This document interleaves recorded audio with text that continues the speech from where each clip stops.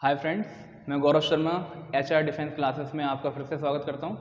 आज अपन सीखेंगे number system में इकाई अंक ज्ञात करना, यानी टू फाइंड यूनिट नंबर। सबसे पहले हम क्या सीखते हैं, इसका एक मेथड या आप ट्रिक समझ लीजिए। पहले आपको ये अच्छे से समझना है, उसके बाद हम कर पाएंगे। इसके दो टाइप हैं, जिसमें एक में पूछा जाता है पावर वाले क्वेश्चंस और एक आता है नॉर्मली एडिशन या सब्ट्रैक्शन या मल्टीपल पे डिपेंड यूनिट क्वेश्चंस आते हैं। अब पावर वाले में क्या काम करना है, तो देखिए थोड़ा समझिए। सबसे पहले जब आपको क्वेश्चन दिया रहेगा तो वो पावर के रूप में दिया रहेगा, तो यानी आपको सबसे पहले क्या करना है, सबसे पहले दी हुई घात, घात मतलब पावर में 4 से भाग करेंगे। पहला स्टेप अपना यही है कि पावर में सबसे पहले आपको 4 से भाग करना है। 4 से भाग करने के बाद आपको केस नंबर फर्स्ट यहाँ पर लिखा है, यदि 4 से भाग देने पर शेषफल यदि आपका 1 आता है तो हम, यानी जो इस पे आधार नंबर जो लिखा रहेगा तो उसके सिर्फ यूनिट नंबर को सिर्फ अपन को लिखना है। किसको लिखना है? सिर्फ यूनिट नंबर को, बाकी नंबरों से हमें कोई मतलब नहीं है। तो यूनिट नंबर की पावर को 1 कर देते हैं। इसी तरीके से केस नंबर 2 पे लिखा है, यदि शेषफल आपका अगर 2 आता है यानी रिमाइंडर अगर 2 आता है तो हम क्या करेंगे, फिर से यूनिट नंबर की पावर को सिर्फ 2 से उसका पावर 2 चढ़ा देंगे। इसी तरीके से यही स्टेप आपका थर्ड में भी रहेगा। यदि रिमाइंडर थर्ड आता है तो हम क्या करेंगे, बेस नंबर यूनिट में क्या करेंगे, पावर थर्ड कर देंगे।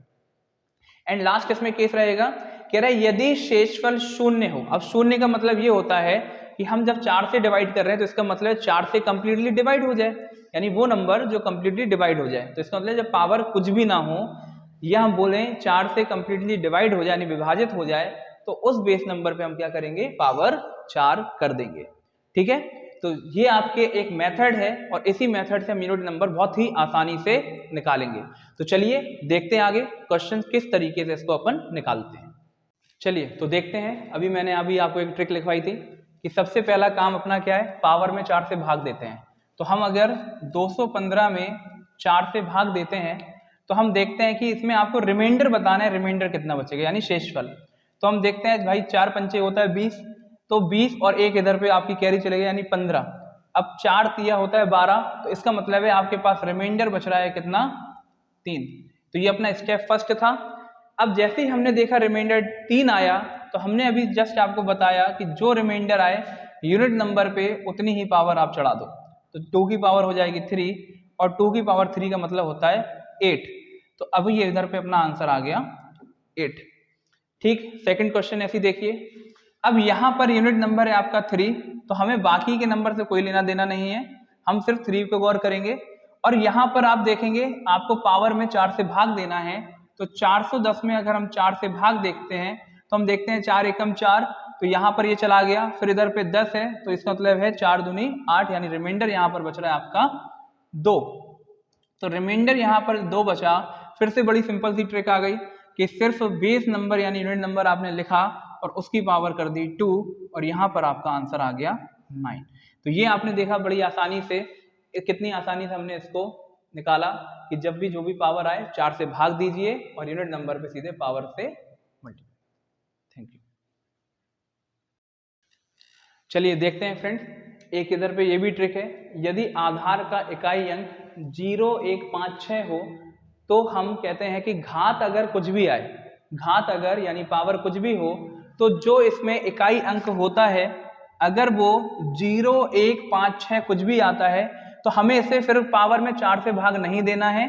हम डायरेक्ट आंसर बोलेंगे कि इसका यूनिट नंबर जो होगा वो सीधे 6 होगा। इसी तरीके से हम देख रहे हैं इसमें पावर कुछ भी हो। अब इसी तरीके से फिर से वही बात, अगर यूनिट नंबर 0, 1, 5, 6 में से कुछ भी आता है तो हम डायरेक्ट बोलेंगे कि इसका आंसर डायरेक्ट 5 होगा। इसमें हमें कोई भी पावर में 4 से डिवाइड करने का कोई भी काम नहीं है। तो ये एक ट्रिक है यहाँ पे। चलिए अब देखते हैं इसका टाइप थर्ड। जब घात यानी पावर नहीं दी गई हो तो इन क्वेश्चंस को कैसे सॉल्व करेंगे। याद रखिए इकाई अंक का सबसे आसान क्वेश्चंस होते हैं, क्योंकि इसमें सिर्फ क्या है, हमें इकाई अंक से मतलब होता है। जैसे कि इसमें 2, 5, 1 और 6, इन बाकी नंबर से हमें कोई मतलब नहीं होता क्योंकि हम सिर्फ इकाई अंक निकाल रहे हैं। तो इसलिए इसका सिर्फ 2 ले लेंगे, यहाँ पर 5, ये 1 और 6। और फिर आपको क्या है मल्टीप्लाई करना है, तो आप डायरेक्ट मल्टीप्लाई कर सकते हैं या पेयर बना के भी कर सकते हैं, जैसे कि 5 2 जा 10 और 6 1 जा 6। अब आपने देखा इसका मल्टीप्लाई किया, तो याद रखिए हमें सिर्फ यूनिट नंबर बताना है, इसलिए हम सिर्फ इसके जीरो पे वर्क करेंगे, इस एक को हम हटा देंगे। तो अब 0 और 6 का मल्टीप्लाई करोगे तो कितना आ गया 0। इसका मतलब ये हुआ कि इसका यूनिट नंबर कितना आया 0 आया। ठीक है, ऐसे ही हम नेक्स्ट क्वेश्चन देखते हैं। इसके भी इकाई अंक से फिर हमें मतलब है, यानी 1 4 1 और 2 से। अब यहाँ पर हम देखते हैं 1 लिखा हमने, ये 4 लिखा, ये फिर से 1 और माइनस का 2। अब बॉड मास हर किसी को आता है, तो बॉड मास के अकॉर्डिंग सबसे पहले हम मल्टीपल को सॉल्व करेंगे, यानी 1 इसको ऐसे लिख देंगे 4 1 जा 4 माइनस 2। अब हम प्लस को करते हैं, 4 और 1 कितना हो गया 5 और ये माइनस 2, और 5 में से अगर 2 जाएगा तो कितना बचेगा 3। तो यहाँ पर अपना यूनिट नंबर आ गया 3। तो देखा अपन ने कितनी आसानी से आज हमने इकाई अंक निकालना सीखा। Thank you.